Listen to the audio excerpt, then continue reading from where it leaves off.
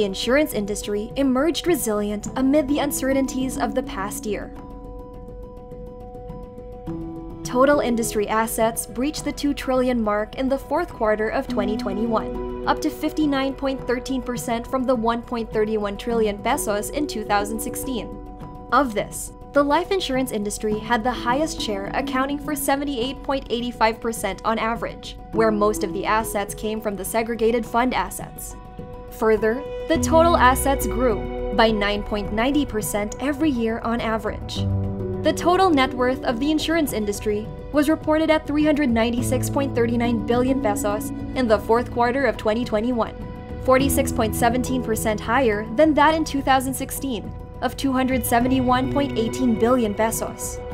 Total paid-up capital and guarantee fund reached 74.30 billion pesos as compared to 45.94 billion pesos in the same reporting period in 2016. The paid-up capital and guarantee fund ensures protection for their policyholders should there be insolvency or inability to meet its financial obligations. The total premiums also reported 61.58% growth, from 231.88 billion pesos to 374.67 billion pesos in the fourth quarter of 2021.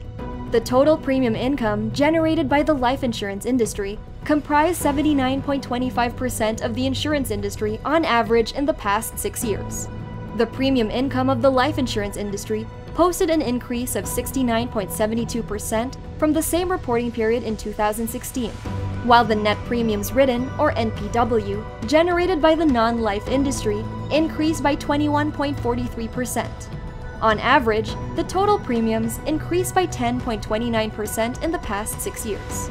Despite the continuous surge of cases of COVID-19 in the country, the insurance industry managed to double its total net income in the fourth quarter of 2021 to 48.29 billion, or 99.63% increase from the fourth quarter of 2016 of 24.19 billion pesos, which grew 16.47% on average from 2016 to 2021. Notwithstanding the adverse economic effects of the pandemic last year, 2021 proved to be a year of growth for the industry that also saw an increased awareness among Filipinos of the benefits of insurance. The insurance industry's contribution to the economy surpassed record figures in 2021 at 1.93% from 1.60% in the fourth quarter of 2016. In terms of insurance density, the average spending of each individual on insurance premiums increased from 2,246.90 pesos in the fourth quarter of 2016 to 3,399.89 pesos in the fourth quarter of 2021. COVID-related insurance claims payouts has reached 16.713 billion pesos since the start of the pandemic and up until year-end of 2021. Of this amount, 12.819 billion pesos was paid in 2021 and 3.8940 billion pesos for the year 2020. As for the contribution of each industry against COVID-19, the life industry leads with 9.053 billion pesos, or 54% of the total claims paid, followed by HMO with 6.445 billion pesos, or 39%, MBA with 833 million pesos, or 5%, and non-life with 382 million pesos, or 2% respectively. The Commission remains steadfast in its efforts to foster the industry's growth through the issuance of regulatory measures, creating opportunities to adapt and incorporate international developments, in addition to insurance technology and supervision technology. With the ratification of a Bill of Rights of policyholders, the Commission actively promoted the protection of the interest and welfare of the insuring public. The Guidelines of Unsafe Business Practices was also issued in 2017 to govern unsafe business acts or practices of insurance companies, reinsurance companies, mutual benefit associations, intermediaries, and adjustment companies arising from their contractual relationships with the insuring public to protect the interest and welfare of the insuring public. That same year, the Rules of Procedure for Adjudication of Cases against Health Maintenance Organizations, or HMOs, was issued to provide the rules of procedure for the inexpensive resolution of claims cases against HMOs. With the issuance of Executive Order No. 192, Series of 2015, transferring the regulation of HMOs, The Commission prescribed the minimum requirements for HMO products, which include, among others, limitations on product features and standard contract provisions. Circular Letter Number 2017-33, dated May 29, 2017, formalized the premium rates and benefits for passenger personal accident insurance, or PPAI, for public utility vehicles, in a bid to increase the benefits under the PPAI coverage for the benefit of the public. Such additional guidelines ensure the protection of the insuring public, as well as the faithful compliance of insurance companies to the existing rules and regulations promulgated by the Commission. To lessen the burden on the part of the insured in securing police reports for purposes of processing motor car insurance claims, the Commission issued the guidelines on the use of traffic accident investigation report to expedite processing of claims. To ensure that consumers are adequately informed of the exclusion of pre-existing conditions in the coverage of health insurance contracts, the Commission issued Circular Letter Number 2018-65 on the application of pre-existing conditions as an exclusion in health insurance contracts, as well as to provide for free look, look-back, and waiting periods. In a move to support nation building, the Commission issued guidelines allowing insurance firms to invest in the government's infrastructure projects under the Philippine Development Plan, or PDP. The circular provided a new investment channel for insurers that would allow them to improve returns and assist in the country's economic growth. In accordance with the Ease of Doing Business Law, or RA 11032, the Commission has revised the guidelines on the approval of life insurance products to hasten the approval process of life insurance products, certificates or contracts of insurance, supplementary contracts riders, and amendments. In view of the imposition of the Enhanced Community Quarantine, or ECQ, and the pertinent issuances from the IATF on emerging infectious diseases, the Commission declared HMO and health insurance companies as health frontline services, or Circular Letter Number 2020-33, dated April 7, 2020, to ensure the unhampered delivery of critical services to the public when they needed it the most.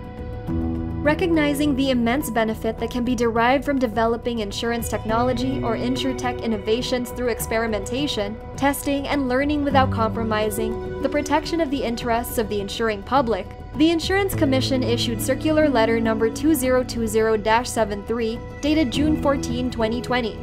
The said circular letter provides for the guidelines on the adoption of a regulatory sandbox framework for insurtech innovations and aims to encourage innovations in the insurance industry. The Commission has continued its shift to online submission of reports from regulated entities through the various portals created for financial statements, reports regarding anti-money laundering, and other documentary requirements for financial and technical examination.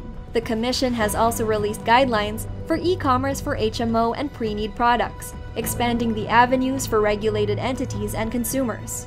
Guidelines on foreign currency-denominated investments were also issued to recognize other investment products in the market not covered by current guidelines, and to adapt with trends and development of the global financial market.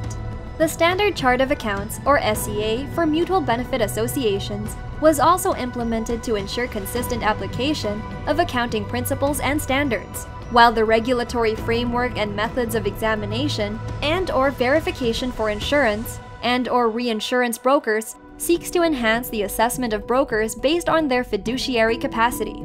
The rules on procedure in filing of administrative cases and on the investigation of non-licensed entities engaging in insurance, pre-need, or HMO business ensures just, speedy, and inexpensive disposition of cases and proceedings. Cognizant of the challenges faced by the industry, the Commission extended various regulatory reliefs, such as the extension of deadlines for filing and submission of repertorial requirements, and the reduction of penalties, or Circular Letter Number 2021-70, for non-submission of these documents, contributing to the industry's better numbers. Despite hurdles brought about by the pandemic, the Commission continued to uphold excellence in providing its services. In addition to being awarded the Prime HRM Bronze Award Level 2 accreditation for having met the Level 2 maturity indicators in all of the 4 core HRM systems of the Civil Service Commission and the Most Outstanding Accounting Office and Hall of Fame, as a testament to its unwavering dedication to public service, The Commission has also received the coveted ISO 9001-2015 certification last December 2021.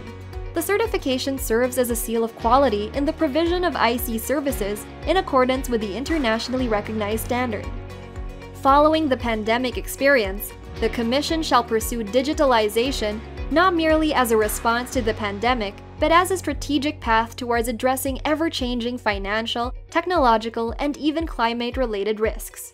Cognizant of the critical role of the Commission to safeguard the insuring public and pre-need and HMO customers, the Commission, in coordination with the University of the Philippines Diliman, or UPD, designed and developed the Proof of Concept, or POC, of the IC Financial Examination and Database System, or IC-FEDS. The project aims to develop an efficiently working, highly secured web and mobile database.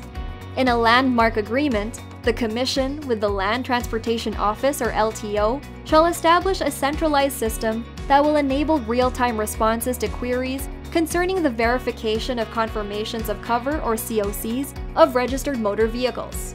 To adapt to the changing landscape, the Commission has implemented the Online Agents Computerized Examination, or ACE, developed the IC Electronic Payment System, and the Government Best Practices Recognition, or GPBR, for COVID-19 response-nominated Insurance Commission Appointment Reservation, or iCare system, among others, to ensure that its services are not hampered.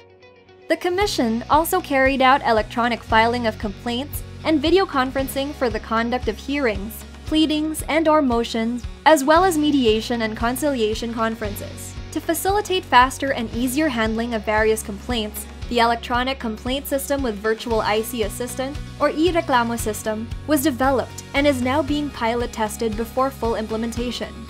While cybersecurity risks pose an ever-growing threat, the Commission, along with the GSIS, SSS, PDIC, and BTR, has agreed to formulate a cluster to institutionalize a cybersecurity program to enhance their respective systems from potential vulnerabilities along with other security threats, risks, and data breaches in the digital landscape. In addition to adopting best practices, the Commission shall lay down the groundwork for an insurance environment that encourages financially resilient entities and that is conducive to competitive and sustainable insurance products that are suitable to the ever-changing needs of the insuring public. Despite the difficulties that we encountered, we have made this year a fruitful and productive one. We are your Insurance Commission. We ignite and we conquer.